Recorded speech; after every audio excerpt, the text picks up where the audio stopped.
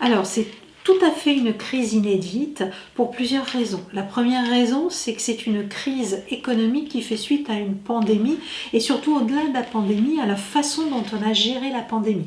Le choix qui a été fait, ça a été le choix sanitaire au détriment de l'économie, pour certains, en tout cas c'est l'analyse que certains mèneront, c'est-à-dire on a choisi de mettre à l'arrêt une économie qui tournait pas si mal pour justement lutter contre la pandémie. C'est tout l'effet du confinement.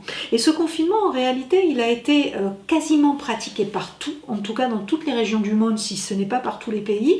Et donc depuis le mois de janvier, en Chine d'abord, en Asie d'abord, depuis le mois de janvier jusqu'à, il y a encore des pays qui sont confinés aujourd'hui, donc jusqu'à, on va dire, la fin du mois de juin, voire le début du mois de juillet, pendant 6 mois, il y a successivement un certain nombre de pays qui se sont fermés. Se fermer, ça veut dire quoi? Ça ne veut pas dire arrêter d'exporter et d'importer, il y a des marchandises qui ont circulé, mais ça veut dire fermer, confiner les populations.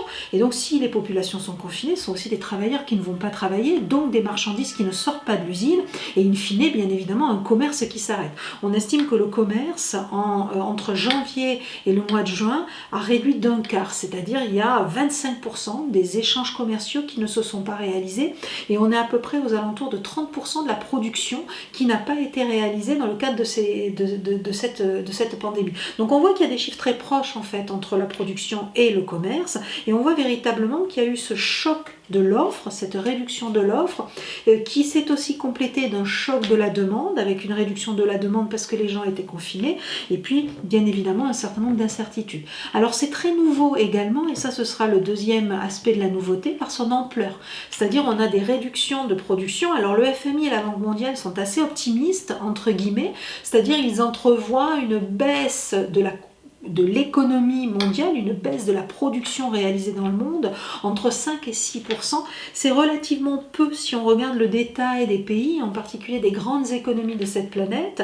La baisse est beaucoup plus faible. La Chine devrait être en croissance nulle, c'est-à-dire préserver sa production, mais ça c'est les données qu'on a de la part des autorités chinoises. On n'a pas véritablement de quoi vérifier ces données, et pour l'instant c'est un petit peu prématuré pour faire ce type d'estimation, mais au Royaume-Uni, en Europe, aux États-Unis, il y a des baisses de production qui sont annoncées dépassant les 10% en fait, voire 14-15% à un rythme annuel. Donc c'est quand même assez énorme, et on ne retrouve dans l'histoire aucun cas similaire. On a ponctuellement des guerres qui ont entraîné de telles baisses de production en Allemagne et en France par exemple pendant la Première et la Deuxième Guerre mondiale. Donc on a ce type de constat, voire des baisses de production beaucoup plus fortes, mais on était dans un moment où après la guerre on allait reconstruire et l'économie allait rapidement retrouver de la demande et donc créer de l'offre. On a également des crises dans un certain nombre de pays en développement qui ont souvent ce type d'effet, mais ce sont des crises dans des pays qui ne représentent pas l'économie mondiale, et l'économie mondiale n'est pas affectée de cette manière-là. Donc en réalité, on retrouve également ce type de phénomène en Europe centrale et orientale, en Russie ou dans les pays CEI au début des années 90, avec des longues périodes, pour certains pays, presque une dizaine d'années, où la production diminuait. Mais cette production diminuait parce qu'on passait d'un système à un autre système, et que finalement, les capacités de production du système précédent étaient totalement obsolètes pour le nouveau système, donc on détruisait pour reconstruire. Mais sinon, un tel ralentissement généralisé de l'économie mondiale, on ne peut même plus parler de croissance puisqu'on est dans des situations de décroissance, c'est quelque chose de totalement inédit, de jamais vécu par l'économie mondiale.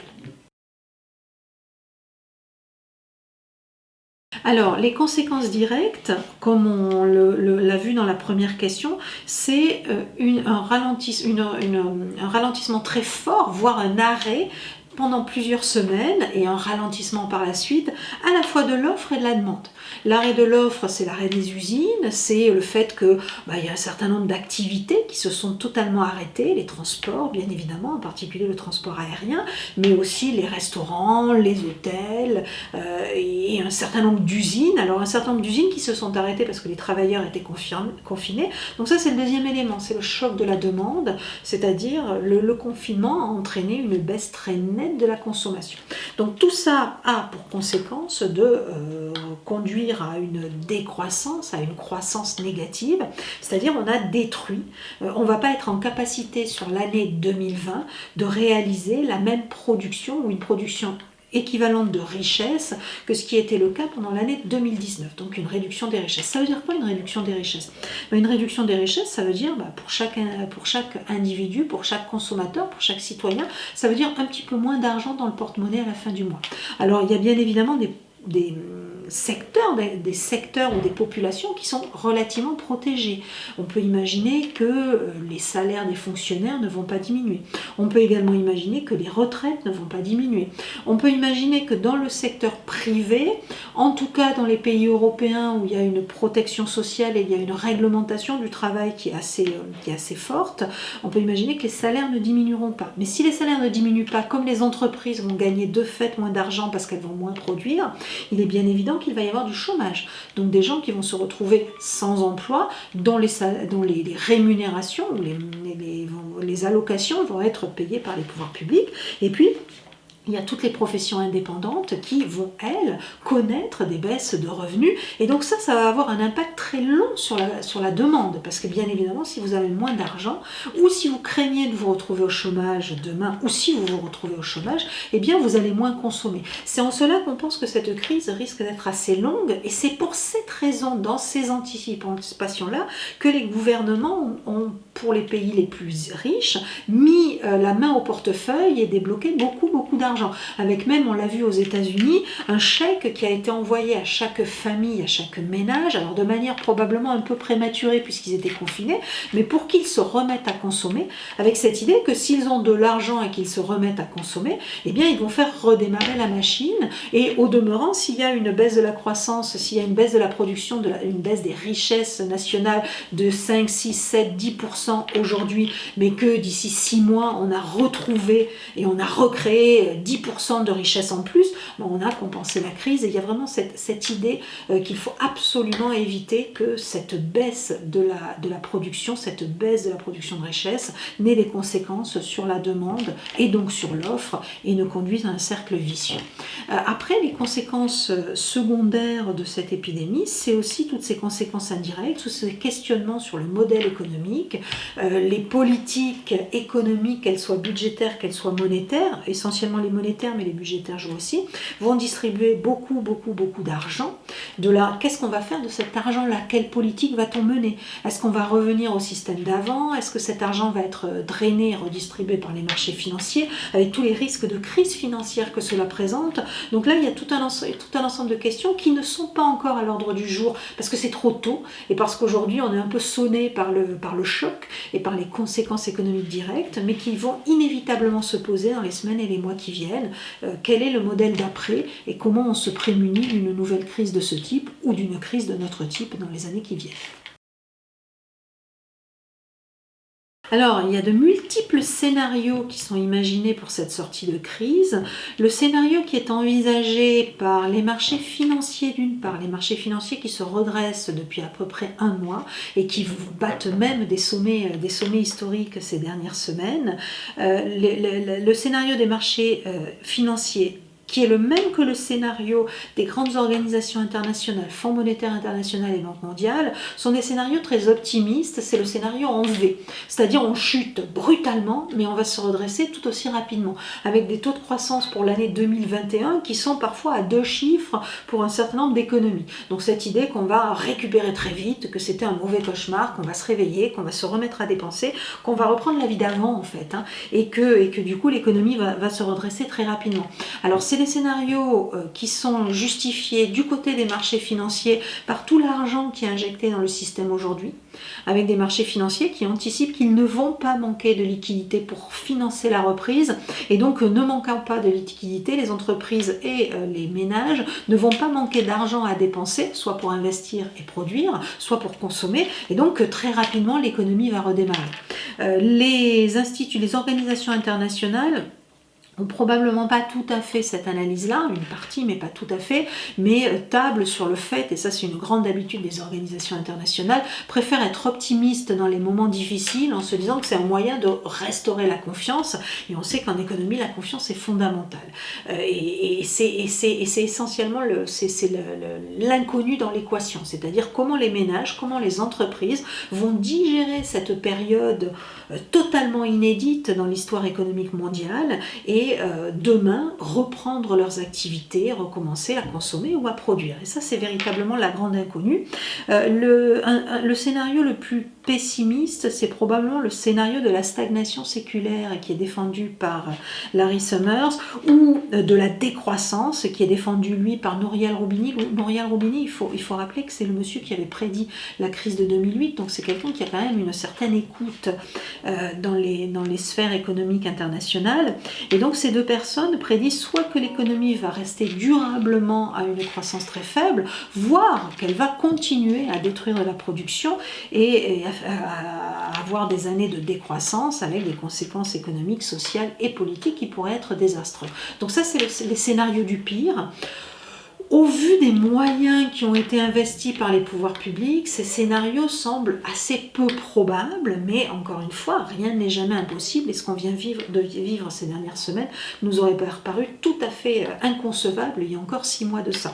Et puis entre les deux, il y a des scénarios d'une reprise rapide, mais chaotique, avec des périodes de récession à nouveau, donc c'est la reprise en W, des scénarios d'une reprise certes assez rapide, c'est-à-dire assez immédiate, mais finalement très lente et très progressive, avec des taux de croissance qui resteront, qui mettront du temps à restaurer ce qui a été perdu par l'économie pendant cette pandémie. Donc voilà un petit peu les scénarios vers lesquels on s'oriente. Ce qui est certain, c'est que on peut faire plusieurs constats. Premier constat, la lutte contre le changement climatique, qu'on a testé en réel en fait, en se confinant tous, on s'est aperçu combien c'était efficace, à tel point que certains proposent de se confiner 1 mois par an, et d'ailleurs le taux d'utilisation des ressources disponibles sur la planète a reculé d'1 mois grâce au confinement, et sera fin août plutôt que fin juillet cette année.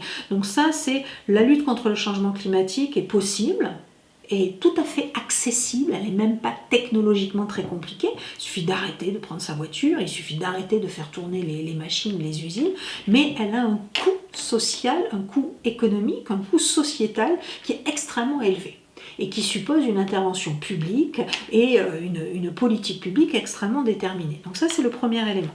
Le deuxième élément, c'est que on est entré en confinement et dans cette pandémie avec des mois précédents qui avaient été marqués par des mouvements sociaux partout dans le monde, et des mouvements sociaux parfois extrêmement violents et en tout cas extrêmement déterminés, donc des revendications sociales très fortes. Il est évident que la crise économique que nous sommes en train de vivre ne va pas arranger cette équation-là et ne va pas arranger cette problématique-là.